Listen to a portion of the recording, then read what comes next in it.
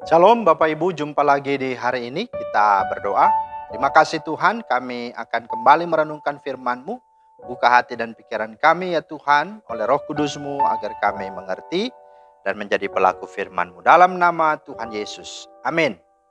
Bapak Ibu, firman Tuhan kita terambil dari Yakobus 5 ayat 16 bagian B. Doa orang yang benar bila dengan yakin didoakan sangat besar kuasanya. Itulah firman Tuhan yang menjadi dasar renungan kita pada hari ini. Bapak Ibu, tema kita adalah doa mendatangkan mujizat Tuhan. Doa mendatangkan mujizat Tuhan. Nah, kita tahu mujizat artinya suatu peristiwa atau kejadian ajaib yang sukar dijangkau oleh kemampuan akal manusia. Ya, suprarasional. Ya.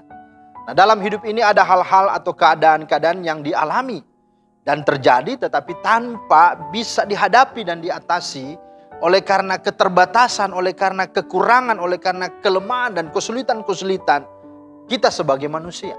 Ya. Apakah itu bicara tentang kemampuan kita, keuangan kita, apalagi bicara pikiran-pikiran kita, ya, kekuatan kita, ya, kita tidak mampu. Nah, sebagai contoh, ya, banyak orang ya, sakit, gitu ya, bahkan dikatakan sakit terminal bahasa medisnya, ya. Dan hampir tidak bisa disembuhkan, ya, sudah mencapai stadium lanjut, gitu. Selalu mengharapkan mujizat terjadi. Itu, ya, ada juga seorang yang kondisi ekonominya hampir bangkrut, berharap ada mujizat dari Tuhan agar ekonominya kembali pulih. Ya, ada seseorang juga yang keluarganya broken home juga menginginkan adanya mujizat yang nyata dalam keluarganya sehingga keluarga bisa pulih dan sebagainya dan sebagainya. Nah, pertanyaannya, apakah mujizat itu masih ada? Apakah mujizat itu terjadi? Masih terjadi? Jawabannya, kalau engkau berdoa, ya, dan engkau percaya Allah itu ada, maka mujizat itu tetap ada dan semakin akan terus nyata dalam hidup kita.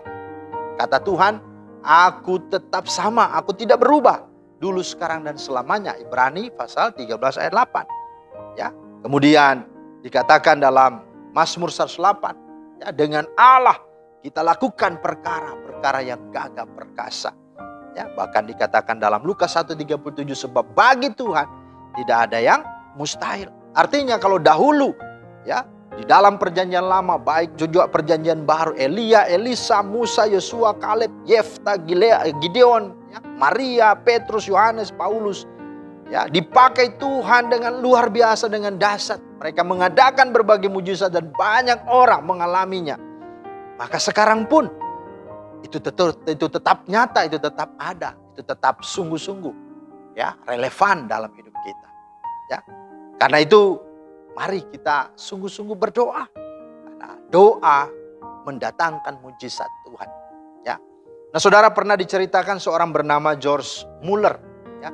Dia pendiri rumah yatim piatu, ya, Ashley Down, ya, di Bristol, Inggris. Dia dikenal dengan sebutan The Man of Prayer, manusia doa, ya, manusia yang sungguh-sungguh, ya, suka berdoa. Ya, pada suatu malam ketika semua petugas panti asuhan itu sudah tidur, George Muller mengajak Pearson, ya, temannya, untuk berdoa bersama-sama dengan dia.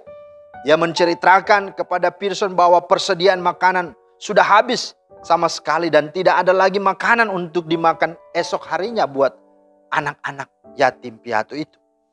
Kemudian Bapak Pearson mencoba menjelaskan sudah tidak ada lagi juga, ya, toko roti di sini. Ya, jelas George Muller berkata, iya, karena itu mari kita berdoa. Ya. Kemudian Bapak Muller dan Pearson pun setelah berdoa, ya, mereka beristirahat tidur. Tapi apa yang terjadi, saudara? Sesudah itu mereka besok bangun pagi dan mereka kaget. Kenapa? Karena makanan itu, ya, yang sungguh-sungguh mereka doakan itu nyata-nyata ada. Ya, ada 2.000, ya, roti yang tersedia di meja makan.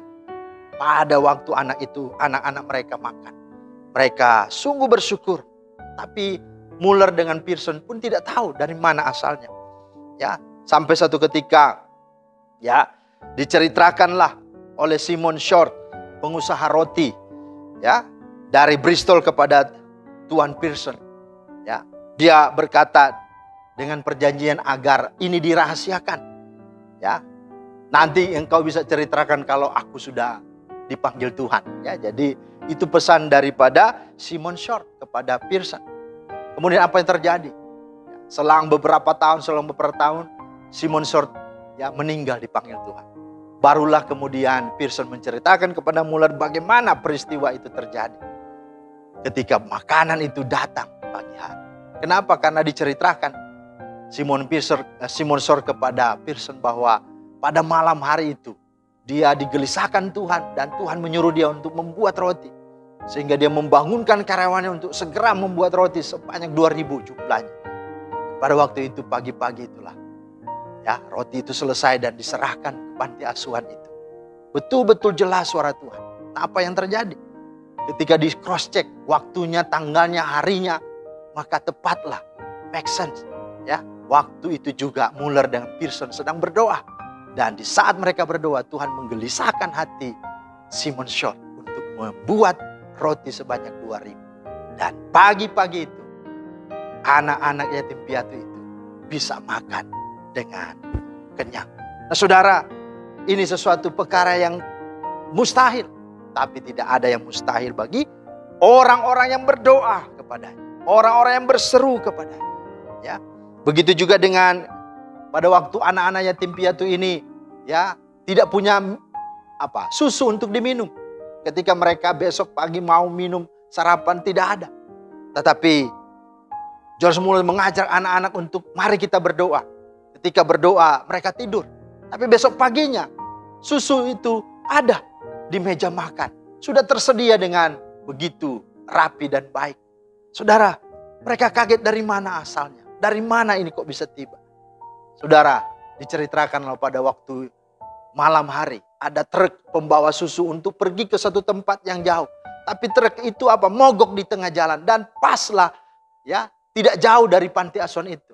Maka sopir truk itu dengan orang-orang yang ada di truk itu berkata, daripada ini basi, daripada ini terbuang percuma, jadi baik kita berikan kepada siapa saja. Dan ketika itu mereka melihat ada panti asuhan. Dan di sanalah mereka bawa semua susu itu ke situ. Apakah itu sesuatu kebetulan? Tidak. Pasti kerjaan Tuhan juga ada di sana. Maka ini hal yang harus disadari. Tidak ada yang mustahil bagi orang yang berdoa. Bahkan apalagi ada banyak jawaban-jawaban doa yang dialami oleh George Muller. Dan dia disebut sebagai the man of prayer. Kenapa? Karena dia sungguh-sungguh mengalami doa itu. Setiap permohonan permintaan dia tuliskan. Bahkan setiap jawaban-jawaban itu dia tuliskan. Dan tahu ada 3.000 lebih jawaban doa yang sungguh-sungguh dia alami selama hidupnya. Dia mati berusia 93 tahun. Saudara, ini yang harus kita saksikan dalam kehidupan kita. Kita alami juga. Jadi, apakah kita mau mengalami mujizat Tuhan? Apakah kita akan mengalami segala perkara-perkara ajaib dari Tuhan? Maka, mari. Tidak ada hal lain, tidak ada cara lain selain engkau berdoa. Berdoalah, karena doa orang benar, bila dengan yakin didoakan, sangat besar kuasanya. Karena bagi Tuhan, dengan Tuhan, bersama Tuhan, tidak ada yang mustahil. Kiranya Tuhan memeteraikan firman-Nya dan memberkati kita semua. Amin. Mari kita berdoa. Tuhan, meteraikan firman-Mu di hati kami.